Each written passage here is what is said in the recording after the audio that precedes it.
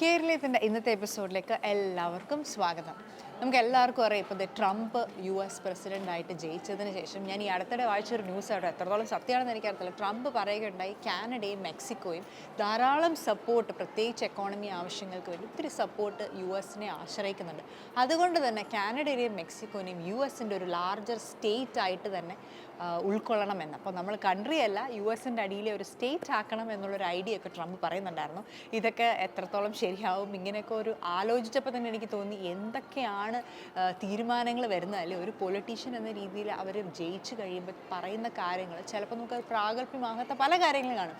അപ്പോൾ ഞാനത് ഓർത്തപ്പോൾ എനിക്ക് നിങ്ങളോടും കൂടെ ഒരു ജോക്കാവാം, ചിലപ്പോൾ അതൊരു സീരിയസ് മാറ്റർ ആവാം, നാളെ അതൊരു ഡിസ്കഷന് വേണ്ടിയാവും. എന്തായാലും ആ ഒരു ന്യൂസ് അവിടെ ഇങ്ങനെ വായിച്ചപ്പോൾ പറഞ്ഞു. നമുക്ക് തുടങ്ങാം കേരളത്തിൻ്റെ ഇന്നത്തെ എപ്പിസോഡ്. നമ്മുടെ ഇത് ഫസ്റ്റ് സെഗ്മെൻറ്റ് നാട്ടരങ്ങ്. നിങ്ങൾക്ക് എല്ലാവർക്കും അറിയാം, ഇപ്പോൾ നമ്മുടെ നാട്ടിലെ ശബരിമല മണ്ഡലകാലമാണ്. അപ്പോൾ അതുകൊണ്ട് തന്നെ നാട്ടിലുള്ള അയ്യപ്പ ഭക്തരൊക്കെ ശബരിമലയിലേക്ക് പോകുന്നൊരു സീസൺ. പക്ഷേ ഇവിടെയുള്ളവർക്ക് അതിന് അവസരമില്ലാത്തത് കൊണ്ട് തന്നെ അവർ അയ്യപ്പ ഭക്തരെല്ലാവരും കൂടെ കൂടിച്ചേർന്ന് ഭക്തിഗാനങ്ങൾ പാടുക, പൂജകൾ, അങ്ങനെയുള്ള എല്ലാത്തിനും ഒരു അവസരം ഒരുക്കുകയാണ് എറ്റോബിക്കോക്കിലുള്ള ശൃംഗേരി ടെമ്പിൾ. അപ്പോൾ അതിൻ്റെ കുറച്ച് ഭാഗങ്ങൾ നമുക്ക് കാണാം നാട്ടരങ്ങിലൂടെ.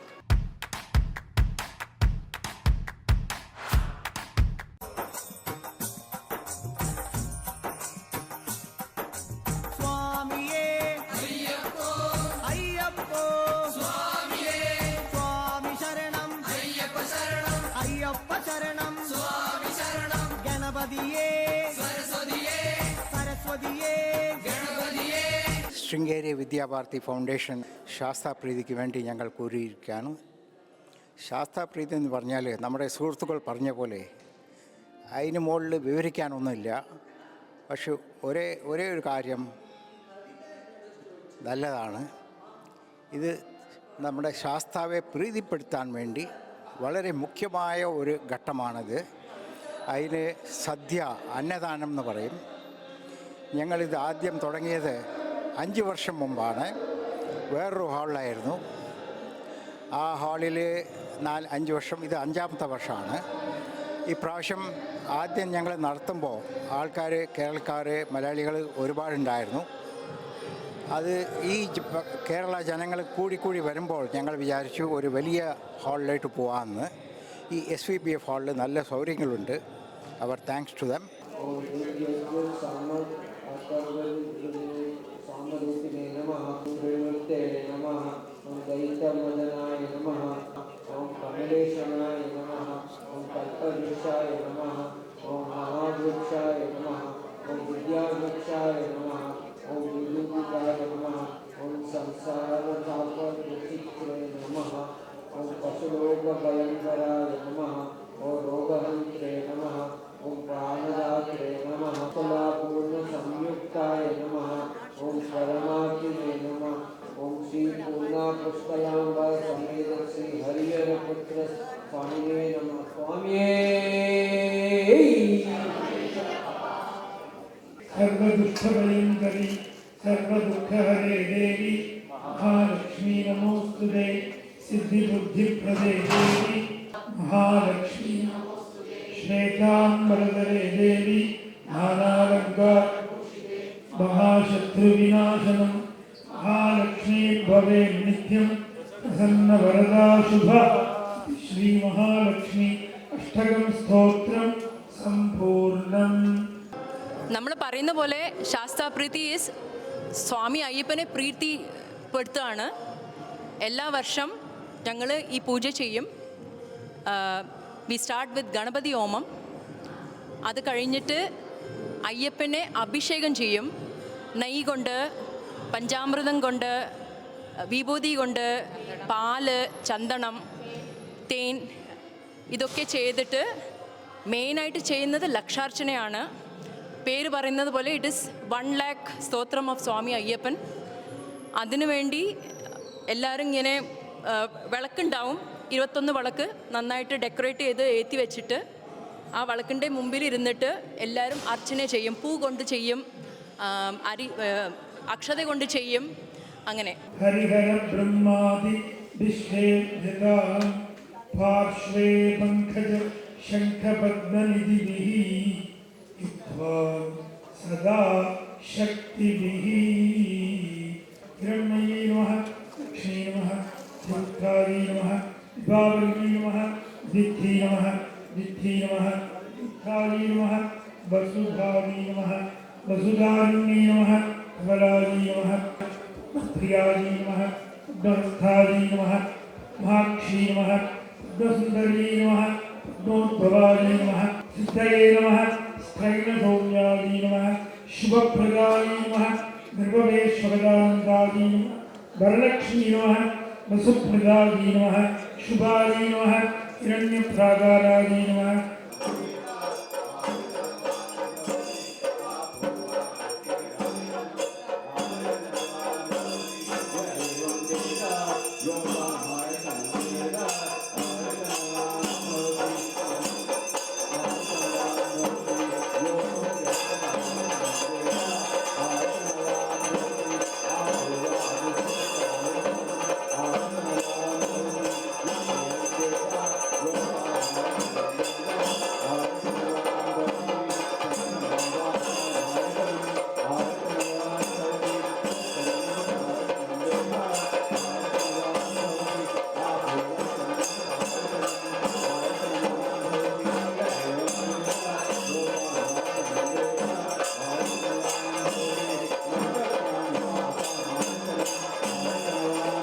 പ്രധാനപ്പെട്ട കാര്യം ഇതാണ്, നല്ല ഭജന ഉണ്ടാകും അയ്യപ്പനെ അഡ്മയർ ചെയ്ത് ഡിവോഷണലായിട്ട്.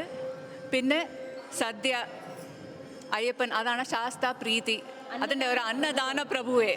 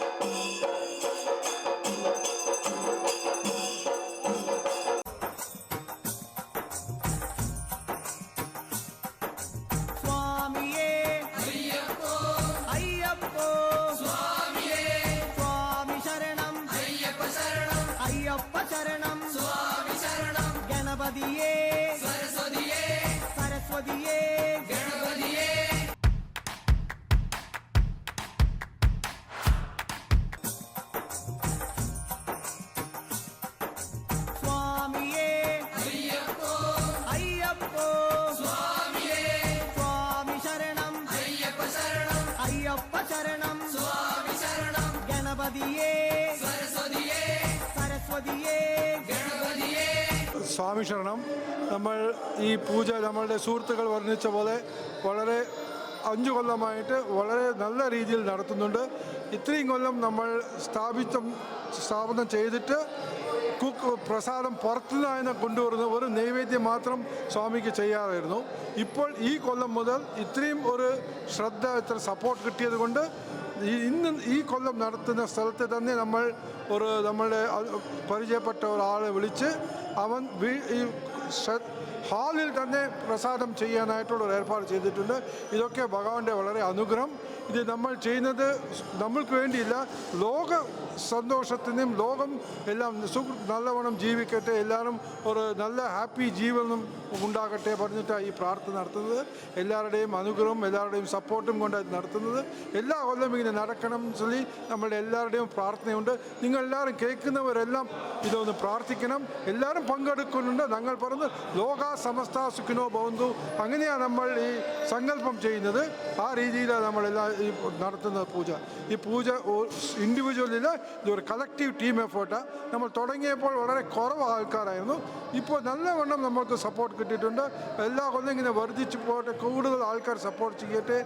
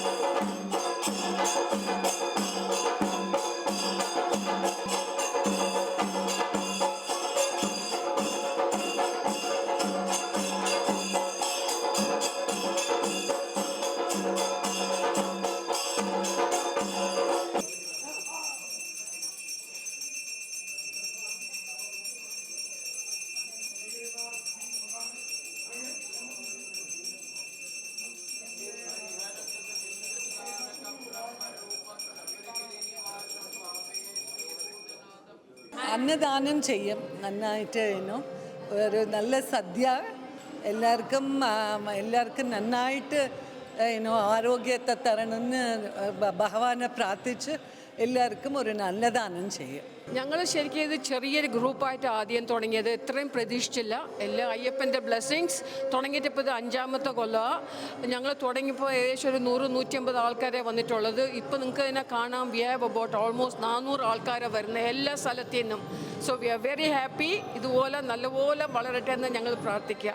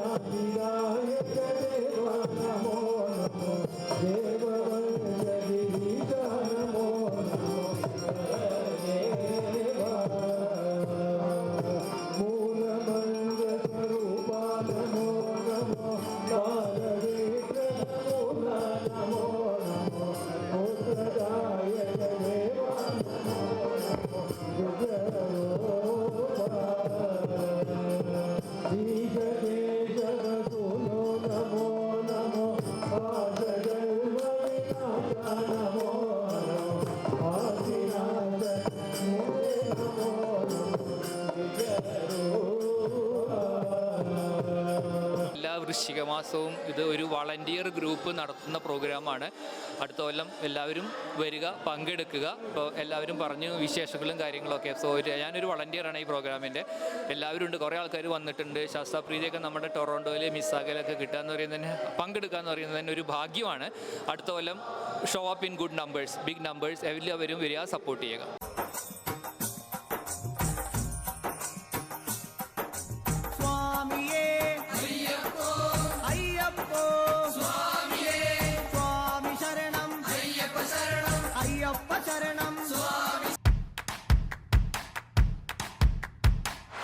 നമ്മുടെ അടുത്ത സെഗ്മെൻറ്റ് സ്വപ്ന വീട്. നിങ്ങൾക്ക് എല്ലാവർക്കും അറിയാം, അടുത്തിടെയാണ് നമ്മുടെ ഇൻട്രസ്റ്റ് റേറ്റ് വീണ്ടും ഒരു 0.50 പോയിൻറ്റ്സും കൂടി കുറഞ്ഞത്. ഇപ്പോൾ അതുകൊണ്ട് തന്നെ കുറച്ചും കൂടെ അഫോർഡബിൾ ആയിട്ട് വരികയാണ് ആളുകൾക്ക്. നമ്മുടെ അൺഎംപ്ലോയ്മെൻറ്റ് റേറ്റ് ഒത്തിരി ഹൈയിലുമാണ്, ഓൾമോസ്റ്റ് 8%. കഴിഞ്ഞൊരു 3-4 വർഷത്തിന് ശേഷമാണ് ഇത്രയും ഹൈ റേറ്റ് പോയത്. പക്ഷേ ഇൻട്രസ്റ്റ് റേറ്റ് വീണ്ടും കുറയുന്നു.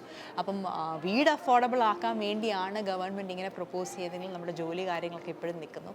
എന്തായാലും ഇതൊക്കെ ഒരു വലിയൊരു തൽക്കാല ആശ്വാസം തന്നെയാണ് നമ്മൾ ആളുകൾക്ക് ഇവിടെ ദിവസേന വന്നുകൂടുന്ന ഇമിഗ്രൻസിന്. അപ്പോൾ ഇതിനെക്കുറിച്ചൊക്കെ കൂടുതൽ കാര്യങ്ങൾ നമ്മൾ ചോദിക്കണമല്ലോ. നമ്മുടെ റിയൽറ്റർ ഫ്രണ്ട് മനോജ് കരാത്തിട്ട്, അപ്പോൾ വീട് വാങ്ങിക്കാൻ പറ്റുന്ന ഒരു അവസരമാണോ, ഇതുപോലെ ഒത്തിരി ആളുകൾക്ക് ജോലി ഇല്ലാതെ ബുദ്ധിമുട്ടുന്നത്, അപ്പോൾ അഫോർഡബിലിറ്റി എങ്ങനെയാണ്, അങ്ങനെയുള്ള ആളുകൾക്ക് ഫസ്റ്റ് ടൈം ഹോം ബയേഴ്സിന് വേണ്ടി എന്താണ് വേറെ പോളിസീസ്, അങ്ങനെയുള്ള കാര്യങ്ങളൊക്കെ നമുക്ക് ചോദിച്ചറിയാം മനോജ് കരാത്തയോട് സ്വപ്ന വീട് എന്ന സെഗ്മെൻറ്റിലൂടെ.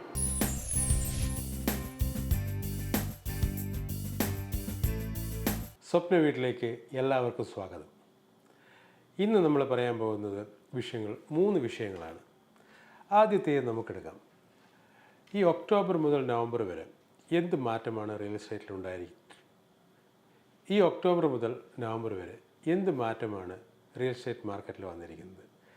നമുക്ക് സെയിൽസ് പറയുകയാണെങ്കിൽ 24% ഇൻക്രീസ് ഉണ്ട്.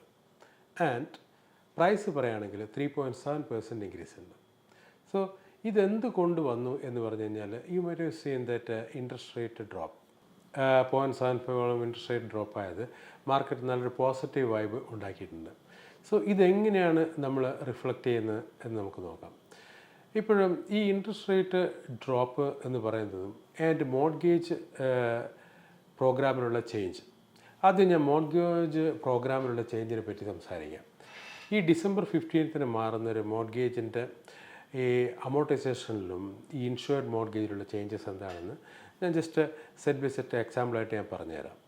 ഇപ്പം ഇൻഷുർഡ് മോർഗേജ് ഇപ്പോൾ പണ്ടല്ല ഇപ്പോഴും ഡിസംബർ 15th വരെ അപ് ടു 1 million ആയിരുന്നു ഇൻഷുർഡ് മോർഗേജിൻ്റെ മാക്സിമം എമൗണ്ട് എലിജിബിലിറ്റി.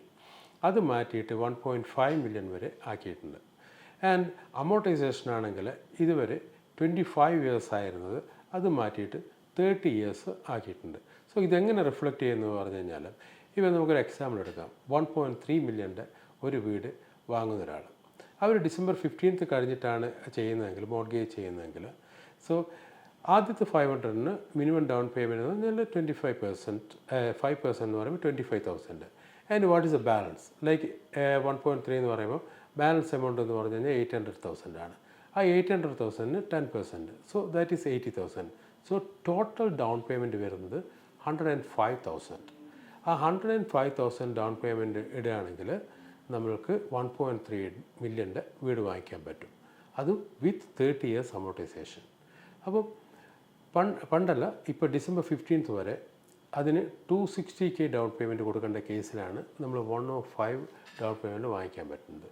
ഇതെങ്ങനെ മാർക്കറ്റിനെ ഇമ്പ്രൂവ് ചെയ്യിക്കുന്നു പറഞ്ഞു കഴിഞ്ഞാൽ, ഇപ്പോൾ എൻ്റെ അടുക്ക വരുന്ന മെജോറിറ്റി കേസസിലെന്ന് പറഞ്ഞാൽ മോസ്റ്റ് ഓഫ് ദ ടൈം ഹസ്ബൻഡും വൈഫും IT-ലൊക്കെ വർക്ക് ചെയ്യുന്നതാണെങ്കിൽ monthly income is really good. They can really support monthly income. But അവരെ കയ്യിലില്ലാത്തതെന്ന് പറഞ്ഞു കഴിഞ്ഞാൽ ഡൗൺ പേയ്മെൻറ്റാണ്.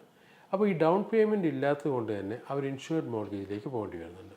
അപ്പോൾ ഇൻഷുർഡ് മോർഗേജിലേക്ക് പോകുമ്പോൾ അവർക്ക് അണ്ടർ 1 million മാത്രമേ വാങ്ങിക്കാൻ പറ്റൂ. അതുകൊണ്ട് തന്നെ വീട് കുറച്ച് ദൂരത്ത് വാങ്ങുന്നവരും അങ്ങനെ ഇഷ്ടംപോലെ കേസസ് ഉണ്ട്. ബിക്കോസ് അവരുടെ മാക്സിമം 1 million മാത്രം പോകാൻ പറ്റുന്നുണ്ട്, ബിക്കോസ് ഇൻഷുർഡ് മോർഗേജ് ആയതുകൊണ്ട്. പക്ഷേ അത് 1.5 million വരെ ആകുമ്പോൾ എന്താ ഗുണം എന്ന് പറഞ്ഞാൽ, അവർക്ക് കുറച്ചും കൂടി നല്ല വീടുകൾ ഈ ഏരിയയിൽ തന്നെ GTAൻ്റെ ഉള്ളിൽ തന്നെ വാങ്ങിക്കാൻ പറ്റും. അപ്പോൾ തീർച്ചയായിട്ടും മാർക്കറ്റിൽ വളരെ നല്ലൊരു ഇമ്പ്രൂവ്മെൻറ്റാണ് ഉണ്ടാക്കാൻ പോകുന്നത്. ബിക്കോസ് ഇവർ 1.3 ഇതിൽ വാങ്ങിക്കുന്ന ആ വീട്ടുകാർ അതിനേക്കാളും വലിയ വീടുകളിലേക്കായിരിക്കും മാറുന്നത്. സോ അതൊരു നല്ലൊരു ചെയിൻ ഓഫ് ഗുഡ് റിയാക്ഷൻ മാർക്കറ്റിൽ തീർച്ചയായിട്ടും ഉണ്ടാകും. ആൻഡ് ഫസ്റ്റ് ടൈം ബയേഴ്സിൻ്റെ അതൊരു വളരെ നല്ലൊരു കാര്യം കൂടിയാണ്. ആൻഡ് ഈ 1.5 million ആക്കിയതിനേക്കാളും നല്ല അഡ്വാൻറ്റേജ് എന്ന് പറഞ്ഞാൽ 30 years അമോർട്ടൈസേഷൻ കിട്ടുന്നതുകൊണ്ടാണ്. ബിക്കോസ് 30 years അമോർട്ടൈസേഷൻ കിട്ടുമ്പോൾ മന്ത്ലി പേയ്മെൻറ്റ് കുറവായിരിക്കും. മന്ത്ലി പേയ്മെൻറ്റ് കുറവാകുമ്പോൾ നിങ്ങൾ മന്ത്ലി കമ്മിറ്റ്മെൻറ്റും കുറവായിട്ട് വരുന്നതിനെ കൊണ്ട് നിങ്ങൾക്ക് ബാക്കിയുള്ള ഇൻവെസ്റ്റ്മെൻറ്റും കാർ വാങ്ങുന്നതിനൊക്കെ നമുക്ക് മോർഗേജ് കിട്ടാൻ വലിയൊരു ബുദ്ധിമുട്ട് ഉണ്ടാവില്ല. ഇപ്പോഴത്തെ മാർക്കറ്റിൽ ഒരു catch-22 സിറ്റുവേഷനാണ്. എങ്ങനെയാണെന്ന് പറഞ്ഞു കഴിഞ്ഞാൽ, വിൽക്കുന്ന ആൾക്കാർ ചിന്തിക്കുന്നത് ഇൻട്രസ്റ്റ് റേറ്റൊക്കെ കുറഞ്ഞു, അതുകൊണ്ട് നമുക്ക് ഇട്ട പ്രൈസ് തന്നെ കിട്ടും, വളരെ നല്ല പ്രൈസ് തന്നെ നമുക്ക് കിട്ടും എന്ന് കരുതുക. പക്ഷേ ബയേഴ്സ് ചിന്തിക്കുന്നത് മാർക്കറ്റ് ഈസ് ഡൗൺ, സോ എനിക്ക് വളരെ ലോ റേറ്റിൽ വീട് കിട്ടുമെന്ന് ചിന്തിക്കുന്നത്. രണ്ടുപേരുടെയും ചിന്തയ്ക്ക് യാതൊരു തെറ്റുമില്ല. പക്ഷേങ്കിൽ നമ്മൾ പിന്നെ റിയാലിറ്റീസാണ് അതിൻ്റെ ഇടയിൽ കിടന്ന് കഷ്ടപ്പെടുന്നത്. സോ ആ ഒരു catch-22 സിറ്റുവേഷനാണ് ഇപ്പോൾ ഉള്ളത്. ആൻഡ് ഈ സിറ്റുവേഷൻസിൽ എന്ത് ചെയ്യുന്നതായിരിക്കും നല്ലത്? പലപ്പോഴും ആൾക്കാർ വിളിച്ച് ചോദിക്കുന്നുണ്ട് എന്നോട്, മനോജ് ഇപ്പോൾ വാങ്ങിക്കാൻ നല്ലതാണോ വിൽക്കാൻ നല്ലതാണോ എന്ന്. അപ്പം എപ്പോഴും നമ്മൾ ആൾക്കാർ ഒരു ഇത് കഴിഞ്ഞ് അതിന് ശേഷമായി മനോജ് ആ സമയത്ത് ഞാൻ വീട് വാങ്ങിക്കേണ്ടതായിരുന്നു, അല്ലെങ്കിൽ ആ സമയത്ത് നമ്മൾ വിൽക്കേണ്ടതായിരുന്നു. അപ്പോൾ ആ സമയം എന്ന് പറഞ്ഞ സമയത്ത് ഒരിക്കലും നമ്മൾ ചിന്തിക്കില്ല. അതാണ് ഒരു പ്രശ്നം. പക്ഷേ ആ സമയം ഈ സമയത്ത് എന്ത് ചെയ്യണം എന്നുള്ള പലപ്പോഴും നിങ്ങൾ നേരത്തെ വീഡിയോ നോക്കിക്കഴിഞ്ഞാൽ നിങ്ങൾക്ക് മനസ്സിലാകാൻ പറ്റും. ഞാൻ പലപ്പോഴും റെക്കമെൻഡ് ചെയ്തിട്ടുണ്ടാകും, ആ സമയത്ത് അത് നടന്നിട്ടുണ്ടാകും. അതിനുശേഷമായിരിക്കും ആൾക്കാർ പറയും ആ സമയത്ത് നടക്കണമായിരുന്നു എന്നുള്ളത് ആൾക്കാർ ചിന്തിക്കുക. ബിക്കോസ് 20 years പ്ലസ് നമ്മൾ ഈ ബിസിനസ്സിലുണ്ടാകും. That is a recommendation we can always keep. അപ്പോൾ ഇപ്പോഴെന്ത് ചെയ്യാൻ പറ്റുമെന്ന് പറഞ്ഞു കഴിഞ്ഞാൽ, ഒന്ന്, വീട് അപ്ഗ്രേഡ് ചെയ്യുന്ന ആൾക്കാർക്ക് വളരെ നല്ല സമയമാണ്. ഓഫ് കോഴ്സ് ഫസ്റ്റ് ടൈം ബയേഴ്സിനും വളരെ നല്ല സമയമാണ്. Because still March coming February end March വരെ മാർക്കറ്റ് ഇങ്ങനെ വേവി ആയിട്ടാണ് പോവുക. പക്ഷേ മാർച്ച് ആയി കഴിഞ്ഞാൽ market will be up definitely. Because December 11th ഒരു ഇൻട്രസ്റ്റ് റിവ്യൂവും കൂടി വരുന്നുണ്ട്. ഒരു 0.25 തീർച്ചയായിട്ടും അപ്പോഴും കുറയും. പക്ഷേ വിൻ്റർ ആയതുകൊണ്ട് മാർക്കറ്റ് പെട്ടെന്ന് കയറിപ്പോവില്ല. ബട്ട് എൻഡ് ഓഫ് ഫെബ്രുവരി കഴിഞ്ഞ് കഴിഞ്ഞാൽ മാർച്ച് തീർച്ചയായിട്ടും മാർക്കറ്റ് വിൽ ബി അപ്പ്. ഈ സമയത്തിനുള്ള ആൾക്കാർക്ക് എന്ത് ചെയ്യാൻ പറ്റുമെന്ന് പറഞ്ഞാൽ, ഒന്ന്, ഫസ്റ്റ് ടൈം ബയേഴ്സിന് വീട് വാങ്ങിക്കാൻ അടിപൊളി സമയമാണ്. Make use of this opportunity. രണ്ടാമതെന്ന് പറഞ്ഞു കഴിഞ്ഞാൽ, വീട് അപ്ഗ്രേഡ് ചെയ്യാൻ ഉദ്ദേശിക്കുന്ന ആൾക്കാർക്ക്. അപ്പം പലപ്പോഴും എൻ്റെ അടുക്ക് വന്നു കഴിഞ്ഞാൽ ഞാൻ എപ്പോഴും റെക്കമെൻഡ് ചെയ്യാറുള്ളത്, അപ്ഗ്രേഡ് ചെയ്യുമ്പോൾ ആ എക്സിസ്റ്റിംഗ് വീട് വെച്ചിട്ട് അതിൽ നിന്നുള്ള ഇക്വിറ്റി എടുത്തിട്ട് പുതിയ വീട് വാങ്ങും, അത് നല്ല വീട് വാങ്ങാം. അങ്ങനെയാണ് ഞാൻ റെക്കമെൻഡ് ചെയ്യാറുള്ളത്. പക്ഷേ പലപ്പോഴും ചില ആൾക്കാർ ഇൻവെസ്റ്റ്മെൻറ്റ് പ്രോപ്പർട്ടി ഒന്നും വേണ്ട പറഞ്ഞ് നമുക്ക് ജസ്റ്റ് അത് വിറ്റിട്ട് വാങ്ങാമെന്ന് പറയുമ്പോൾ അവർ ചിന്തിക്കുന്നതെന്ന് പറഞ്ഞാൽ അയ്യോ എനിക്ക് വിൽക്കുമ്പോൾ വളരെ കുറഞ്ഞ പൈസയല്ലേ കിട്ടുകയെന്ന് പറയുന്ന ആൾക്കാരുണ്ട്. പക്ഷേ അവർക്ക് ചെയ്യാൻ പറ്റുന്ന ഏറ്റവും നല്ലൊരു കാര്യം എന്ന് പറഞ്ഞു കഴിഞ്ഞാൽ ബൈ എ ഗുഡ് പ്രോപ്പർട്ടി. എവിടെയത്തേക്കാണ് മൂവ് ചെയ്യുന്നത് അവിടെ നല്ല പ്രോപ്പർട്ടി, നിങ്ങൾ വിചാരിക്കുന്ന പ്രോപ്പർട്ടി ഇപ്പോൾ എടുക്കുക. അതിനെന്ന് പറഞ്ഞു കഴിഞ്ഞാൽ എപ്പോഴും ലോങ്ങർ ക്ലോസിങ് വെക്കുക. We can put closing like after 5 months 6 months closing ആയിട്ട് വെക്കാം. എന്നിട്ട് എന്ത് ചെയ്യാം, നമ്മൾക്ക് ഫെബ്രുവരി എൻഡോ അല്ലെങ്കിൽ മാർച്ചിലോ നമ്മൾക്ക് നിങ്ങളുടെ വീട് മാർക്കറ്റിലേക്ക് ഇട്ട് കഴിഞ്ഞ് കഴിഞ്ഞാൽ നിങ്ങൾക്ക് ഒരു ഗുണം എന്ന് പറഞ്ഞു കഴിഞ്ഞാൽ മാർക്കറ്റ് ഡൗൺ ആയിട്ടിരിക്കുന്ന സിറ്റുവേഷൻസിൽ വീട്ടിൻ്റെ ലോ പ്രൈസ് നിങ്ങൾക്ക് അതിൻ്റെ ബെനിഫിറ്റും കിട്ടും. ആൻഡ് മാർക്കറ്റ് നന്നായിരിക്കുന്ന സമയത്ത് വീട് വെക്കുന്നതിൻ്റെ ആ ബെനിഫിറ്റും കിട്ടും. നിങ്ങൾക്ക് ഒരു കാര്യം മാത്രമേ വേണ്ടിയുള്ളൂ, മറ്റേ നമ്മുടെ വാങ്ങിച്ച വീട് ക്ലോസ് ചെയ്യുന്നതിൻ്റെ മുന്നേ നമ്മുടെ വീട്ടിന് വിറ്റിട്ടുള്ള ഒരു ഫേം ഡീൽ മാത്രം മതി. നമ്മളെ വീട് അത് കഴിഞ്ഞ് 2 മാസം കഴിഞ്ഞ് ക്ലോസ് ചെയ്യുകയാണെങ്കിൽ ഡസൻറ്റ് മാറ്റർ. നമ്മൾ പുതിയ വീട് ക്ലോസ് ചെയ്യുന്ന സമയത്ത് വാട്ട് ഓർ ദ മണി നമ്മൾ എക്സിസ്റ്റിംഗ് വിറ്റ വീട്ടിൽ നിന്ന് കിട്ടേണ്ട എത്ര പൈസയാണോ ആ പൈസ മറ്റേ വീടിൻ്റെ ക്ലോസിങ്ങിന് ബാങ്ക് തരും. That is called bridge mortgage. ഇതെല്ലാം നമുക്ക് ഫെസിലിറ്റേറ്റ് ചെയ്യാവുന്നതേ ഉള്ളൂ. ബട്ട് ഇത് ഈ മാർക്കറ്റ് ഷിഫ്റ്റ് ആകുന്ന സമയത്താണ് യൂസ് ചെയ്യാൻ പറ്റിയ ഒരു കാര്യമാണിത്. So make use of it. And നിങ്ങൾ ഇപ്പം പലപ്പോഴും ആൾക്കാർ ഇത് കഴിഞ്ഞ് കഴിഞ്ഞാൽ പറയും ഓ മഹാരാജേ ആ സമയത്ത് നമ്മളത് ചെയ്യണമായിരുന്നു പറയുന്നത്. ഇതാണ് സമയം. ഇത് കഴിഞ്ഞിട്ട് അയ്യോ അന്ന് ചെയ്യണമായിരുന്നു പറഞ്ഞ് അങ്ങനെ പറയുന്ന ആൾക്കാരായിരിക്കണം, അല്ല that's a right move I did that time എന്ന് പറയുന്ന ആൾക്കാർ ഇരിക്കണം എന്നുള്ളത് നിങ്ങളുടെ ചോയ്സാണ്. സോ നിങ്ങൾ അത് ചിന്തിച്ചിട്ട് തീരുമാനം എടുക്കുക. And we are here to help you. തുടർന്നും എൻ്റെ എപ്പിസോഡുകൾ കാണുക. സാധാരണ പോലെ എന്തെങ്കിലും സംശയമുണ്ടെങ്കിൽ എന്നെ വിളിച്ച് ചോദിക്കുക. എല്ലാം ഞാൻ ആൻസർ ചെയ്യുന്നതായിരിക്കും. എല്ലാവർക്കും എൻ്റെ ഹൃദയം നിറഞ്ഞ നന്ദി.